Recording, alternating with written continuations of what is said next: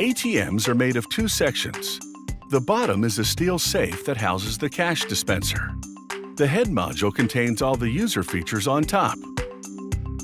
Most of the ATM's non-electronic parts are cut from steel sheets. Workers load the steel sheets into a computer-guided laser cutting machine. The laser uses focused light to generate intense heat. The heat melts the steel to make the cuts. The simpler parts are stamped with a die in a press.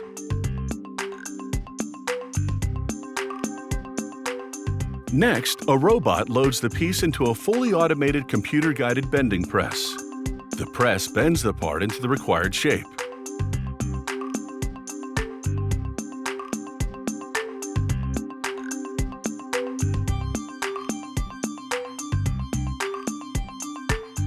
A computer-guided spot welder fuses the simple parts together at set intervals. For more complex parts, a computer-guided 3D laser welds the entire joint.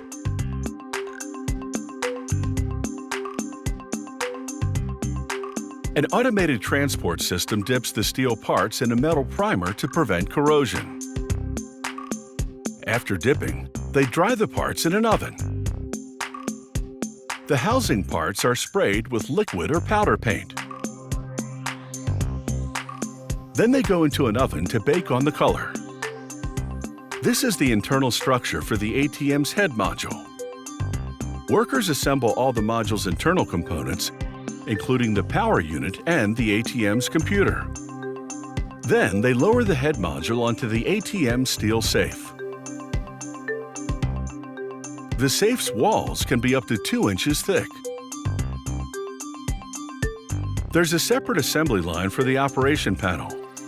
This panel goes on the front of the head module. It contains everything used in an ATM transaction, from the card reader to the keypad and even the speaker system. The keypad encrypts the user's personal identification number inside the ATM. The machine has up to 3 security cameras. They record the keypad, the cash tray, and the ATM user. Workers connect the monitor to the internal computer. They also install the card reader and the receipt slot. At the bank's request, they can install a separate module for deposits. However, this ATM uses the cash out slot to accept deposits. Workers also install the shutter, a computer-controlled flap on the cash out slot. It opens when the machine accepts a deposit or dispenses money. Next, workers mount the operation panel to the head module.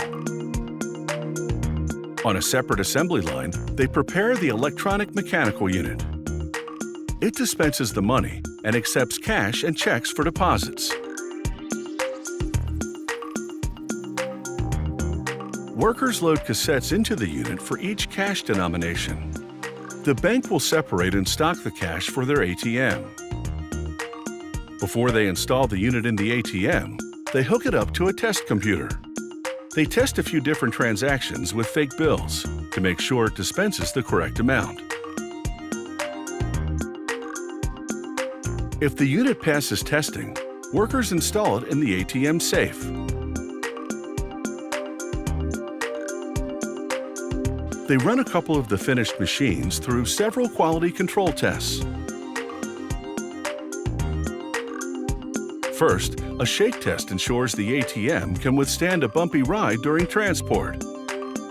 Next, they conduct a shower test to ensure that rain won't damage an outdoor ATM. There's also a climate test.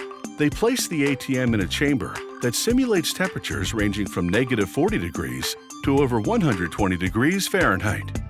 ATMs designed for extreme temperatures usually have built-in heating or cooling systems.